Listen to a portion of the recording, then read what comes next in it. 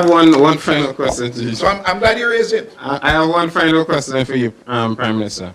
Prime Minister, regarding the ongoing conversation about Yigi Farrell and the allegations she's made against your Minister of Finance, you have said publicly that you have advised Minister Gonsalves not to comment.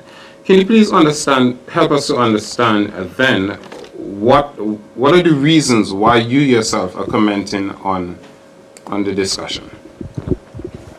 I comment on the law, and I have commented on the basic facts which led to this matter coming to the court. You notice that in relation to the court, I talk about the law. And Kenton, what happened is this.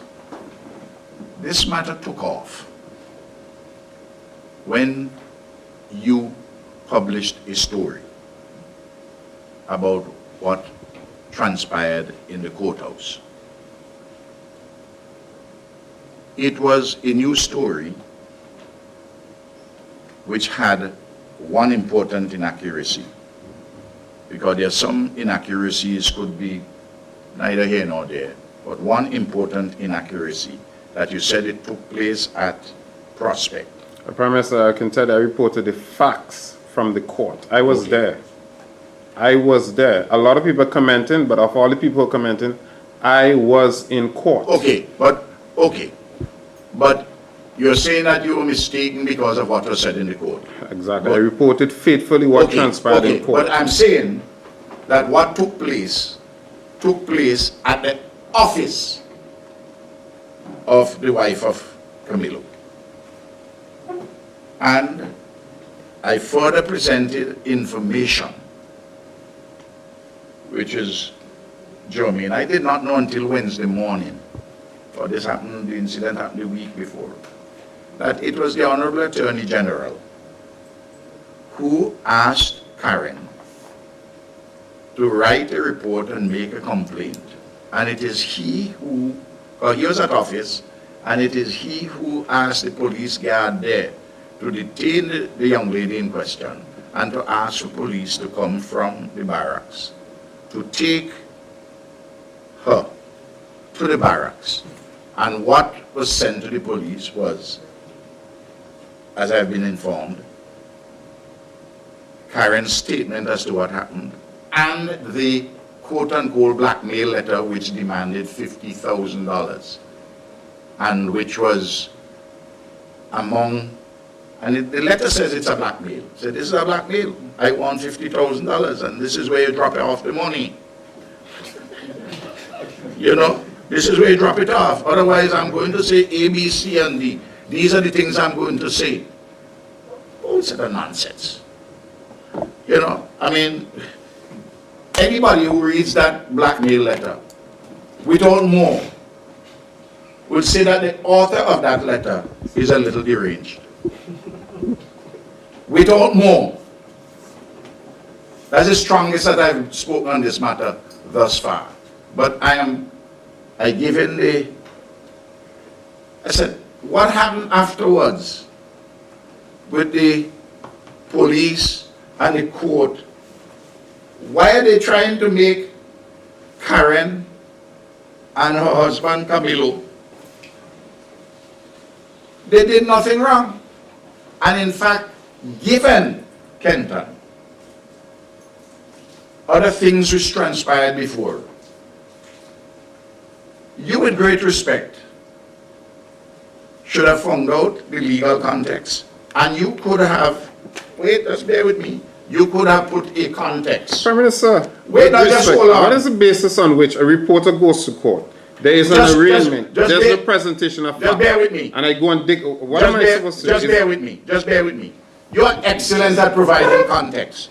Because when my mother... When it's appropriate, Prime Minister. Okay, when my mother died, the context for my mother's, your report on my mother's death, was that she, who has Alzheimer's, don't know anything about my two brothers, who are signatory to the account, you went and said that this woman who died had this $1 million in her account, and money came out of it, and people question about it. What does that have to do with my mother's death? But Prime Minister, you as a lawyer would see it differently than me as a journalist. No, but you see, but when you want to beat me, beat you? when you want to beat me and my family in relation to context, you do it. Prime Minister. And you, wait now, because any elementary journalist 101 will say, for you to beat a dead woman with a report like that will show that there's something really wrong in your head sometime when you write about Ralph, the government, and you're my friend.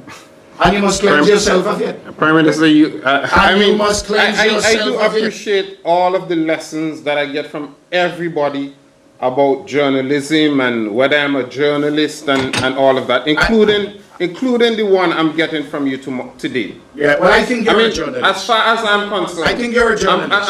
As far as I'm concerned, your mother dying in and of itself is not a news story. Other people might see it as a news story. I don't think your family is news to the extent that they're not involved in something that is of public interest. But when my mother is dead, you rehash a context. Hanskin, you're giving people joy. You moved from a media house to the office of the Prime Minister's press secretary. It's all right. So you must know about journalism. So it would be understandable that you would cast aspirations on everybody. No, let's not have the press conference control. But you understand my point, Kenton.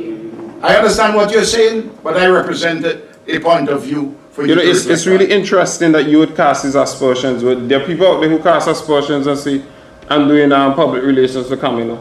I am not. And who say, I've been doing it for years. A man met me last week in the streets of Kingston and told me I must go back and look at an interview I did with Camilo when I was a student in Taiwan. And all of that was part of the public relations. Prime Minister, I have absolutely nothing against you and your family, but I will tell you, as a journalist, I will continue to do my job based on how I was trained to do it. And I shall comment. And I would not take that away from you. Absolutely. No amount of tongue beating from you or anybody in your office. Yes. And if another administration is in office and I'm a journalist, I will do the same thing.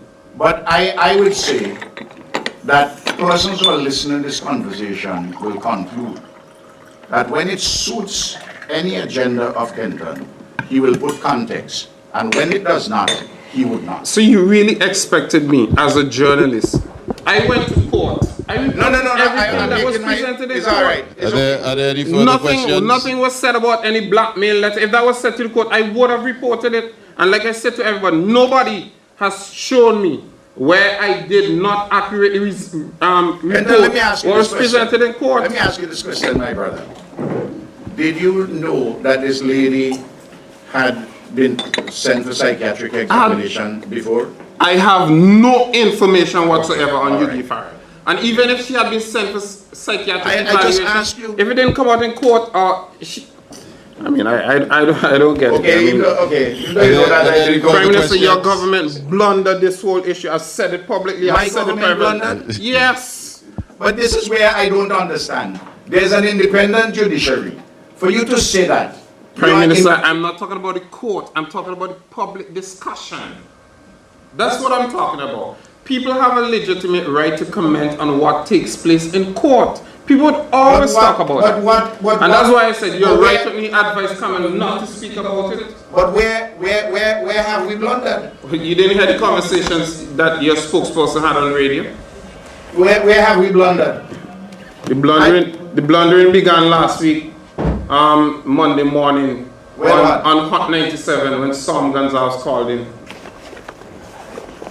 But how Storm is in the government? He gave the story legs, and then your spokesperson jumped on the same. Wait, no. What gave the story? Prime Minister, I don't mean to be rude, but Ashford can vouch for me that I said I had to leave here. What gave the story legs? What gave the story legs is inadequate reporting in the first place.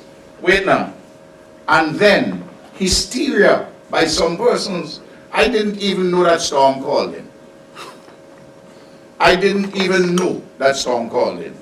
But Storm happens to be an adult who is not a member of the government, and if he wants to, if he hears somebody unfairly traducing his brother. I did say it's understandable that anybody would stand up for their brother.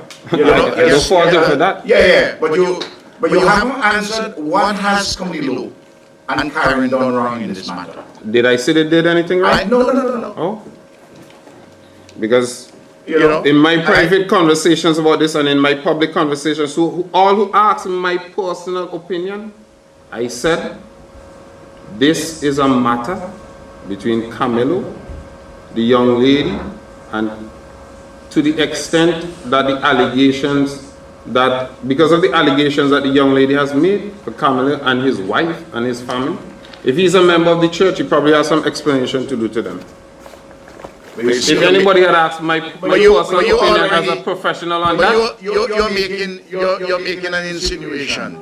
No, I'm not making an insinuation. Just hold on now. The young lady has made an allegation. It's out there. But you are accepting the insinuation as if it is a fact. Lord have mercy. You are doing that. You're doing that. That's why I tell you that I have said to Camilo, don't speak yet. And the book of Proverbs so advises him. As a Bible man yourself, you would appreciate If that. I were to advise him, I'd advise him not to there- speak at all. Are there any further questions?